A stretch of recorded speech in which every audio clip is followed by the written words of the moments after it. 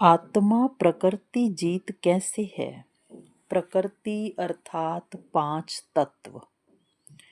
तो 5 तत्वों से मिलकर जो वस्त्र बनता है उसको कहते हैं प्रकृति, यानी कि शरीर जो आत्मा पहनती है।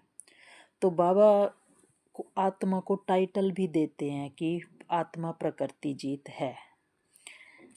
तो कैसे है, यानी कि आत्मा के अंदर जो इनर ड्रामा है उसमें पूरे 84 जन्मों का खेल नूंधा हुआ है। हर आत्मा के अपने अलग अलग जन्म हैं, किसी के 50, 60, 80।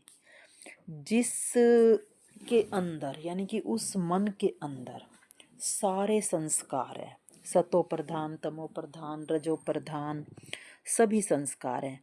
तो आत्मा जिस वक्त जिन संस्कारों को ड्रामा अनुसार, स्क्रिप्टेड माइंड के अनुसार आत्मा जिन संस्कारों को मैं लगाती है, अर्थात जिन संस्कारों को अपना बनाती है, जिन संस्कारों से चिपक जाती है, उन संस्कारों का चोला पहन लेती है। यानी कि वैसे ही संस्कारों वाला उसको वस्त्र मिल जाता है, प्रकृति मिल जाती है और वैसा ही युग सामने होता है। जैसे फॉर एग्जाम्पल कलयुग में आत्मा ने तमो प्रधान संस्कारों को मैं लगाई, उनके साथ चिपक गई, तो कलयुगी दुनिया आ गई। और कलयुगी दुनिया आई तो आत्माओं को शरीर भी कलयुग के हिसाब से मिल गए।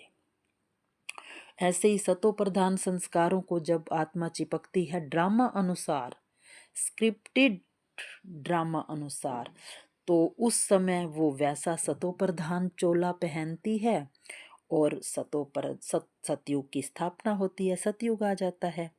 ऐसे बाबा कहता है जब शूद्र वाला हो गया और ब्राह्मण जब बनती है, बाबा की बनती है, तो बाबा उसको ब्राह्मण संस्कार देते हैं, यानी कि ज्ञानी संस्कार। ब्राह्मण मीन्स ब्राह्मणों के कैसे संस्कार होते हैं, ज्ञानी संस्कार देते हैं। तो वो वैसा चोला पहनती है श्रीमत वाला, तो ब्राह्मण कहलाती है। और फिर बाबा कहते हैं कि संगम पर बच्चे तुम्हें ब्राह्मण सो फरिश्ता बनना है। तो अब बच्चे तुम फरिश्ता संस्कार का चोला पहनो तो तुम फरिश्तों जैसे ही लगोगे, इसी चोले में ही बिल्कुल लाइट दिखोगे। बड़ी बड़ी दादियां दिखती भी हैं जैसे फरिश्ता चल कर आ रहा हो।